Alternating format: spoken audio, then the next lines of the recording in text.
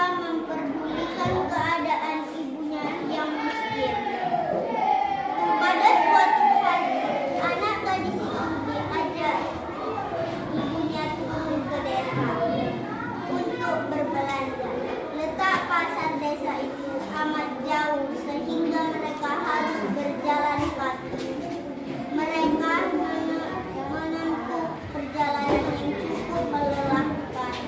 Anak gadis itu berjalan melenggang dengan memakai pakaian yang bagus dan bersolek agar orang di jalan yang melihatnya mengagumi kecantikannya. Sementara ibunya berjalan di belakang sambil membawa keranjang dengan pakaian yang sangat kecil. Mereka hidup di tempat terkecil sehingga tak seorang pun mengetahui bahwa kedua perempuan yang berjalan itu adalah ibu dan anak. Ketika mereka mulai memasuki desa, orang-orang desa memandang mereka. Mereka begitu terpesona melihat kecantikan anak gadis itu, terutama para pemuda desa yang tak puas-puasnya memandang wajah gadis itu. Namun, ketika melihat orang yang berjalan di belakang gadis itu, sungguh berbeda keadaannya. Hal itu membuat orang bertanya-tanya di antara orang yang melihatnya itu. Seorang pemuda mendekati dan bertanya kepada gadisnya. Gadis itu.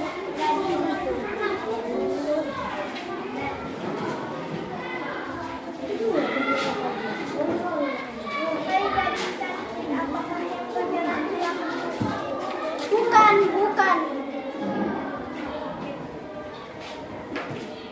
Anak gadis, jawab gadis itu dengan mengangkat kepalanya.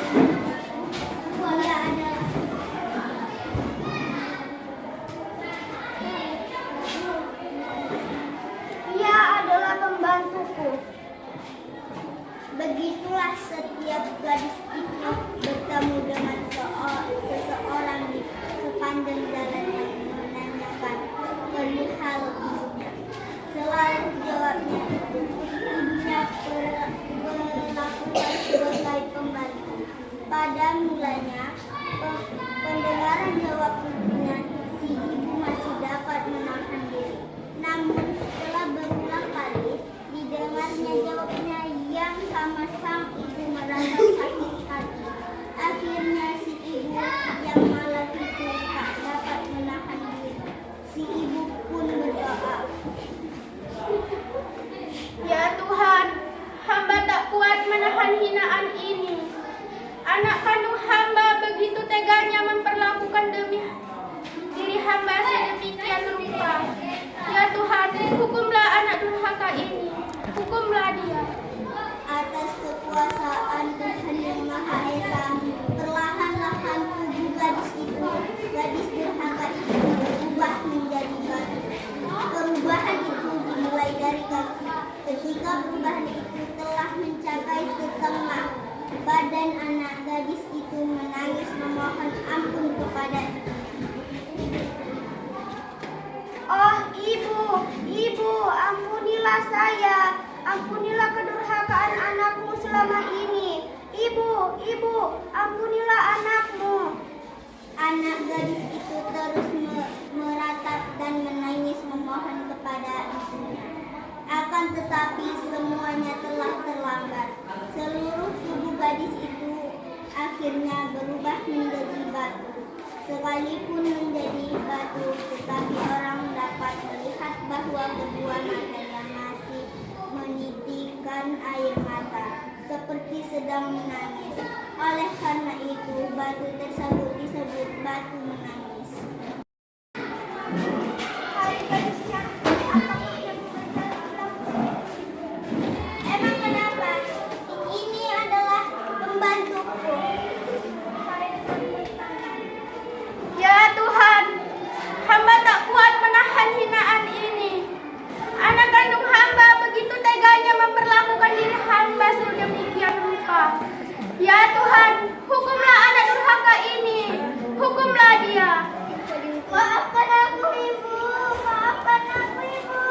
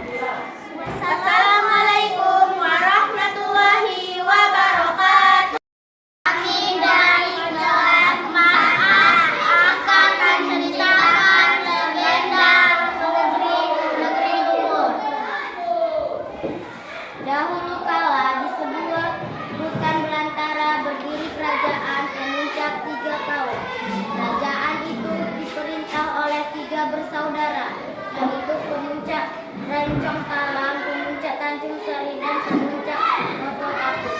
Pada suatu ketika, hasil panen rakyat di wilayah kekuasaan Pemuncak Lencong Talang sungguh melimpah. Pemuncak Lencong Talang bermaksud mengadakan pesta panen dengan mengadakan kerabat dan keluarganya. Karena tidak bisa hadir, maka Pemuncak Tanjung Sari mengutus istri dan kedua anaknya. Singkat cerita, mereka telah sampai di negeri Pemuncak Lencong Talang.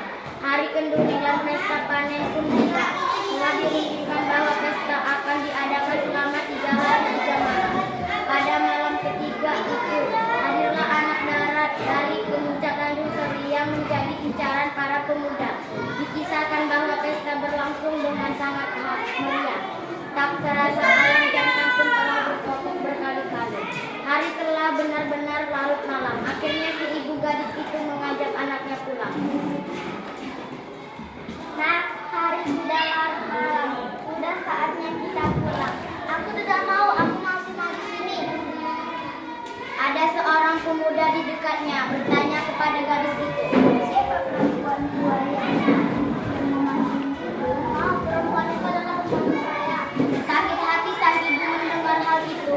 Keesokan harinya mereka pulang. Dikisahkan ketika rombongan itu tiba di daerah antara Pulau Saka dan Lolo yang berawa yang berlumpur, maka berdoalah istri Pemuncak Tanjung Sari kepada Tuhan. Ya Tuhan, agar anakku yang durhaka itu ditelan oleh rawa lumpur. Rupanya doa itu dikabulkan oleh Tuhan. Darat itu dijerat kakinya oleh rawa yang berlumpur itu, sehingga ia terbenam makin dalam. Ia menangis dan meminta tolong kepada ibu, dan namun ibunya tidak menerimanya. Tolong, tolong, aku tidak akan mengulangi lagi, ibu. Maafkan aku, ibu. Ibunya tak mau mendengar pemberitaan anak itu. Malah ia mengambil gelang dan selendang yang dipakai anaknya. Setelah diambilnya barang tersebut, maka tenggelamlah gadis itu. Setelah kejadian itu, negeri itu dinamai oleh penduduk dengan nama Lempur yang berasal dari kata lumpur. Sementara itu, gelang tersebut dibuang di sebuah tempat sehingga tempat tersebut dinamakan tempat gelang. Kemudian kain panjang jatuh dibuang pula ke dalam tempat lainnya sehingga